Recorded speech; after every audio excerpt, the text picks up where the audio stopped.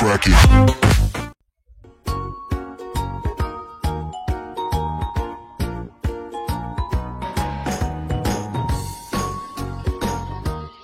Materi lanjutan kita kali ini tentang vektor dan contoh-contoh soalnya.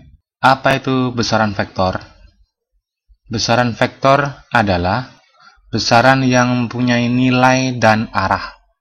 Misalnya, kecepatan, percepatan, gaya, dan lain-lain. Sedangkan besaran skalar adalah besaran yang hanya mempunyai nilai saja, misalnya massa, panjang, waktu, energi, dan lain-lain. Suatu vektor dilambangkan dengan huruf tebal, misalnya A tebal atau F tebal, atau ditandai dengan huruf tebal dan diberikan tanda panah di atas sebuah huruf. Ini lambang sebuah vektor, ini contohnya. Nah, vektor digambarkan dengan tanda panah. Ini pangkal vektor, ini ujung vektor. Ini menunjukkan arahnya. Nah, semakin panjang sebuah vektor, maka nilai vektor itu semakin besar. Kita lihat antara F1 dengan F2, manakah vektor yang paling besar?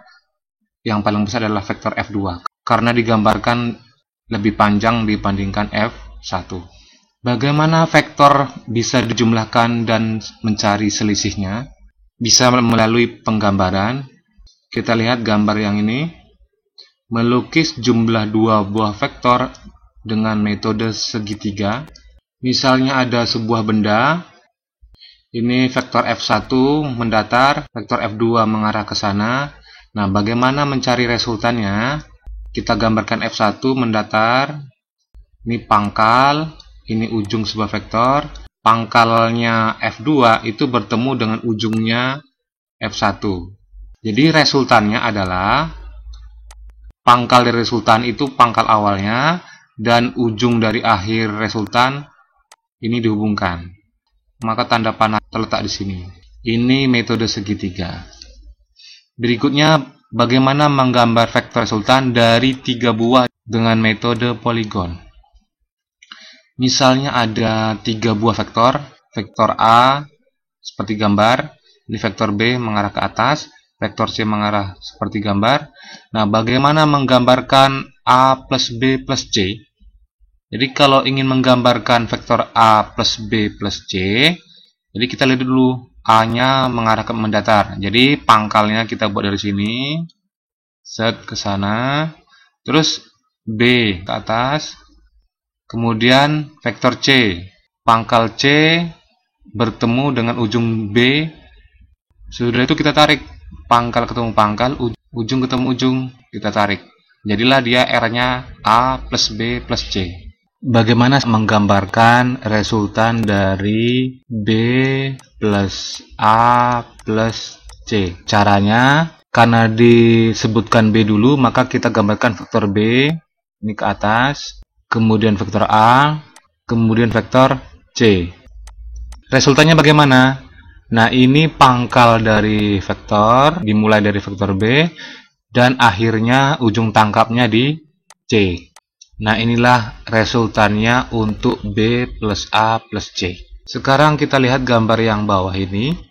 Misalnya vektor A panjangnya 3 cm, vektor B-nya 2 cm. Pertanyaannya, bagaimana menggambarkan C sama dengan A kurang B? Berarti ini contoh penggambaran selisih vektor. A dulu, berarti kita gambarkan A, ujung tangkapnya di sini. Kemudian yang B tadi diarahkan ke atas seperti ini. Karena min, berarti kita balik tanda panahnya. Nah, ini min B. Nah, makanya pangkal B mulai dari ujung A bergerak arahnya ke bawah ya. Kita gambarkan selisihnya pangkal ketemu pangkal, ujung ketemu ujung. Nah, ini selisih vektor A dikurangi B. Sekarang kita lihat bagaimana menjumlahkan 2 buah vektor atau lebih, atau dikenal dengan resultan vektor. Yang pertama, jika ada 2 vektor atau lebih yang searah atau sudut keduanya 0 derajat, misalnya ini vektor F1, vektor F2, bagaimana menjumlahkannya? Ya, tinggal diletakkan gambar kedua vektor ini, F1 misalnya sampai di sini, nanti F2-nya pindahkan dari sini ke sini. Panjang tanda panah ini menunjukkan resultannya F1 ditambah F2. Kita contohkan langsung. F1-nya 10 Newton. Di sininya misalnya 15 Newton, arahnya sama, maka resultannya berapa? Tinggal kita jumlahkan. Jadi 10 tambah 15 sama dengan 25 Newton. Yang kedua, jika dua buah vektor atau lebih tetapi berlawanan arah atau sudut keduanya 180 derajat. Misalnya F1-nya mengarah ke kanan, kemudian F1-nya mengarah ke kiri. Menggambarkan resulnya bagaimana? Ini F1-nya kita gambarkan ke sana, ini F1, kemudian F2-nya kita gambarkan ke sini. Sisa yang tidak digambarkan inilah yang dikatakan sebagai resultannya. Ini resultan dari F1 dikurangi F2. Misalnya ini vektornya 15 Newton F1, F2-nya ini misalnya 8 Newton. Berarti berapakah resultannya? Tinggal kita kurangi saja, 15 dikurangi 8 sama dengan 7 Newton. Yang ketiga, menjumlahkan dua buah vektor yang saling tegak lurus. Contohnya ini dua buah vektor, ini misalnya sudutnya 90 derajat tegak lurus. Ini F1, di sini F2.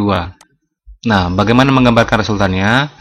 Vektor F2 ini bisa kita geser asalkan arahnya sama, misalnya menjadi seperti ini. Kita bisa gambarkan resultannya, pangkal ketemu pangkal, ujung ketemu ujung. Jadi kita tarik. Nah, inilah dikatakan resultan yang saling tegak lurus. Nah, mencari resultannya bagaimana? Berarti kita pakai rumus Pythagoras. Atau dirumuskan seperti ini. Kita langsung contoh soalnya. Misalnya F1 3 Newton, F2-nya misalnya 4 Newton. Pertanyaannya, berapakah resultannya? Jadi langsung kita masukkan angkanya. R sama dengan akar F1-nya 3 dikuadratkan, F2-nya 4 dikuadratkan, hasilnya 3 dikuadratkan 9, 4 dikuadratkan 16 sama dengan akar 25 sama dengan 5 Newton. Ini contoh resultan dua buah vektor yang saling tegak lurus.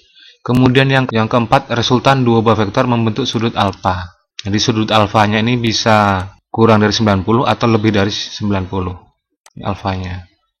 Misalnya di sini vektor F1, di sini vektor F2. Nah, menggambarnya bagaimana? Vektor F2 bisa kita geser, yang penting arahnya tetap sama. Resultannya bagaimana? Tinggal kita tarik. Inilah resultannya untuk dua vektor yang membentuk sudut alfa. Sekarang kita lihat contoh soal dua buah vektor yang membentuk sudut alfa. Ini sudut alfanya, misalnya sudutnya 60 derajat. F1-nya nilainya 8 Newton, F2-nya di sini misalnya nilainya 5 Newton. Nah, berapakah resultannya? Kita masukkan angkanya ke dalam persamaan. Masukkan F1-nya kuadrat 8 kuadrat ditambah 5 kuadrat 2 kali 8 kali 5 cos 60. Ini 64 plus 25 plus 80 cos 60 nilainya setengah. Hasilnya 40 tambah 25 tambah 64. Jadi resultannya akar 129 Newton. Sekarang kita lihat bagaimana mencari selisih dua buah vektor yang membentuk sudut alfa. Misalnya ini F1, di sini F2. Nah, karena ingin mencari selisihnya, berarti F2 yang mengarah ke atas, kita putar sudutnya menjadi 180 derajat. Jadi mengarah ke bawah. Inilah yang dikatakan sebagai selisih dua buah vektor. Nah, bagaimana menghitungnya? Ini persamaannya, boleh pakai yang bagian atas, boleh pakai yang bagian bawah. Kita lihat contoh soalnya, misalnya F1-nya 6 Newton, F2-nya ini misalnya 4 Newton. Sudut alfanya misalnya ini, misalnya di sini alfanya 45 derajat. Bagaimana mencari selisih dua buah vektor ini dengan sudut 45 derajat? Nah, kita cari selisihnya F1 dikurang F2. Kita tinggal masukkan persamaan ini ya. Akar F1 kuadrat 6 kuadrat, F2 kuadratnya misalnya 4 kuadrat, 2 kali 6, F2 nya 4, cos 45, 36, 16, 48, cos 45 setengah akar 2 sama dengan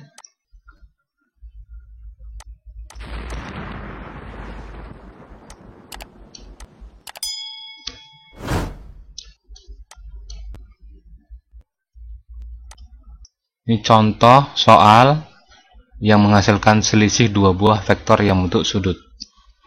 Nah, sekarang kita lihat penguraian vektor. Misalnya ada vektor F yang membentuk sudut alfa terhadap sumbu X. Ini ada sumbu X positif dan ada sumbu Y positif. Vektor F ini bisa kita uraikan menjadi komponen sumbu X. Kita tarik ke sumbu X yang selurusan, maka inilah jadilah F X-nya. Kita tarik ke arah sumbu Y, jadilah dia Fy. Kita lihat ini vektor Fy, ini dan vektor Fx. Fx dan Fy nilainya lebih kecil dari nilai F karena sudah diuraikan ke sumbu X dan sumbu Y. Nah, sekarang bagaimana mencari Fx-nya dan Fy-nya? Kita menggunakan trigonometri. Ini sudut alfanya, yang mengarah ke sini ini Fx, yang ke atas ini yang Fy.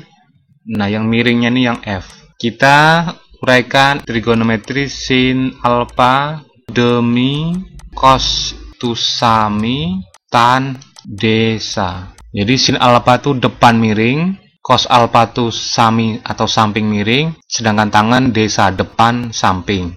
Jadi gambar sin alfa sama dengan demi depan miring. Depan yang mana? Depannya alfa adalah Fy. Ini yang dikatakan depan. Fx-nya yang dikatakan samping, ini yang miring. Jadi sin alfa sama dengan depannya Fy, miringnya adalah F. Jadi kalau ingin mencari Fy sama dengan F sin alfa. Seperti pada persamaan ini ya. Sekarang bagaimana yang cos? Cos alfa itu sami, samping miring. Yang mana yang samping? Jadi sampingnya alfa adalah Fx per miringnya yang F-nya. Jadi Fx sama dengan F cos alfa. Sekarang kita lihat contoh soal. Misalnya ada vektor F-nya 9 Newton. Pertanyaan dari contoh soal ini, komponen vektor sumbu X dan sumbu Y dengan sudut alfanya 30 derajat terhadap sumbu X positif. Ini 30 derajat. Ini nilai Fx-nya sebagai samping, Fy-nya sebagai depan, ini nilai F-nya. Bagaimana mencari komponen sumbu X? Dirumuskan ini ya. Kita masukkan angkanya, F-nya tadi 9, cos 30. Sudut-sudut istimewa dalam matematika itu ada 0 derajat, 30 derajat, 45 derajat, 60 derajat, dan 90 derajat. Sin 0 derajat 0, sin 30 derajat setengah, sin 45 derajat setengah akar 2, sin 60 setengah akar 3, sin 90 nilainya 1, dan seterusnya. Sekarang tinggal kita masukkan 9 cos 30. Cos 30 berarti ini setengah akar 3. Jadi hasilnya sama dengan 4,5 akar 3 Newton untuk komponen sumbu X. Sekarang kita cari komponen sumbu Y. F-nya 9, sin 30. Kita masukkan sin 30 sama dengan setengah, sama dengan 4,5 Newton. Itulah komponen sumbu Y. Jadi nanti dalam fisika, selain 0, 30, 45, 60, 90, ada dua buah sudut yang sering muncul dalam fisika, yaitu sudut 37 derajat dan sudut 53 derajat. Sebaiknya diingat sin 37, cos 37, tan 37 dengan sin 53, cos 53 dengan tan 53. Untuk mengingat sudut 37 dengan 53 pada tabel ini, kita buat segitiga siku-siku. Nah, ini 3, 4, 5. atau ingat aja angka togel ya, togel 3, 4, 5. Yang mana yang 37 sudut yang lebih kecil, ini 37. Yang 53 yang di depannya lebih besar, ini 4. Berarti kita ingat tadi sin itu demi, depan miring. Jadi depannya 37 itu 3, miringnya 5. Jadi sin 37 35. Cos 37 sami, sampingnya 4, miringnya 5. Berarti 4/5. Tan 37 desa, depan samping, depannya 3, sampingnya 4. Sin 53 demi, depannya 4, miringnya 5, berarti 4/5. Cos 53 sami, sampingnya 3, miringnya 5. Tan 53 derajat, depannya 4, sampingnya 3, 4/3. Itu cara mengingat sudut-sudut untuk trigonometri 37 dan 53. Ingat aja angka togel. Ini soal latihan yang bisa dikerjakan di rumah. Soal yang pertama, 2 buah vektor P dan Q masing-masing 40 satuan dan 20 satuan. Jika sudutnya alfanya 120 derajat, yang ditanya besar resultan vektor PQ tersebut. Soal yang kedua, 2 buah vektor besarnya 4 satuan dan 10 satuan saling berlawanan arah satu sama lain, yang ditanya resultan kedua vektornya. Yang ketiga, sebuah vektor F-nya 10 Newton membentuk sudut 30 derajat dengan sumbu X positif, maka besar vektor dalam sumbu X dan sumbu Y adalah, atau pertanyaannya komponen vektor sumbu X dan sumbu Y adalah. Jika ada yang belum dimengerti, silakan tuliskan pertanyaan-pertanyaan di kolom komentar.